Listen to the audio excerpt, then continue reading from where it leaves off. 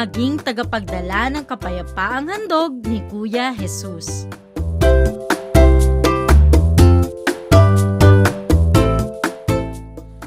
Ang mabuting balita ng Panginoon ayon kay San Juan. Noong panahong iyon, sinabi ni Jesus sa kanyang mga alagad, "Ang umiibig sa akin ay tutupad ng aking salita. Iibigin siya ng aking Ama at kami sa kanya at mananahan sa kanya. Ang hindi umiibig sa akin ay hindi tumutupad sa aking mga salita. Hindi akin ang salitang narinig ninyo, kundi sa Amang nagsugo sa akin. Sinasabi ko sa inyo ang mga bagay na ito, samantalang kasama pa ninyo ako. Ngunit ang patnubay, ang Espiritu Santo, na susuguin ng Ama sa pangalan ko, ang siya magtuturo sa inyo ng lahat ng bagay at magpapaalala ng lahat ng sinabi ko sa inyo. Kapayapaan ang iniiwan ko sa inyo. Ang aking kapayapaan ang ibinibigay ko sa inyo. Hindi ito katulad ng ibinibigay ng sanlibutan. Huwag kayong mabalisa. Huwag kayong matakot. Sinasabi ko na sa inyo, ako'y aalis, ngunit babalik ako. Kung iniibig ninyo ako, ikagagalak ninyo ang pagpunta ko sa Ama, sapagkat dakila ang Ama kaysa sa akin. Sinasabi ko na ito sa inyo bago pa mangyari, upang kung mangyari na, kayo'y manalig sa akin."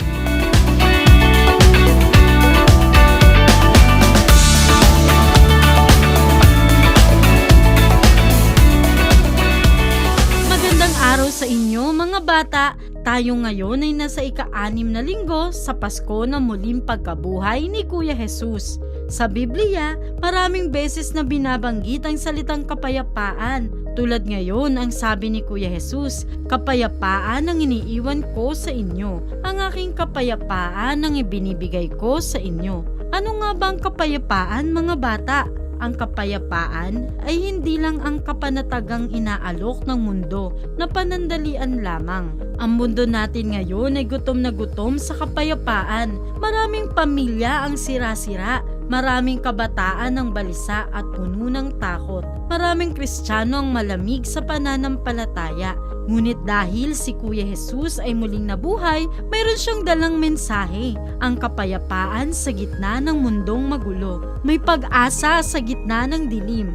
May Diyos na buhay at kasama natin. Ang kapayapaan ay hindi lamang ang kawalan ng digmaan o kaguluhan, kundi ito ang presensya ng Diyos sa ating mga puso. Ito ang kapanatagan sa gitna ng unos, pagtitiwala sa gitna ng pag-aalinlangan at lakas sa gitna ng kahinaan. Ito ang kapayapaang nagmumula sa kanyang presensya. Sa gitna ng ating takot, pagkalito at pangamba, ipinapaalala niya na hindi tayo nag-iisa.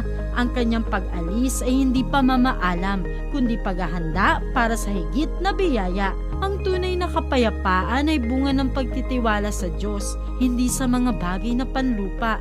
Tayo'y tinatawagan na manalig, umibig at magalak sapagkat ang kanyang mga pangako ay tiyak at totoo. Sa kanya, ang puso'y nagiging panatag.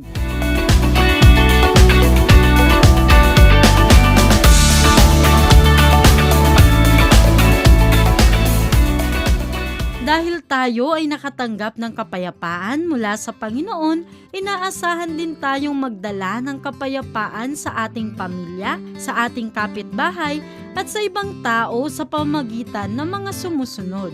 Una, iwasang manira o mang-away ng ibang bata. Kung may hindi pagkakaunawaan, matutong humingi ng tawad at magpatawad. Mapalad ang mga tagapagdala ng kapayapaan sapagkat sila'y tatawaging mga anak ng Diyos. At ikalawa, maging mabait kayo sa isa't isa, mahabagin at mapagpatawad. Kumustahin ang kaklase, kaibigan o kahit ang hindi kakilala. Iwasan ang panukso, paninira o pambubuli. Sa halip, maging mapagkaibigan at matulungin.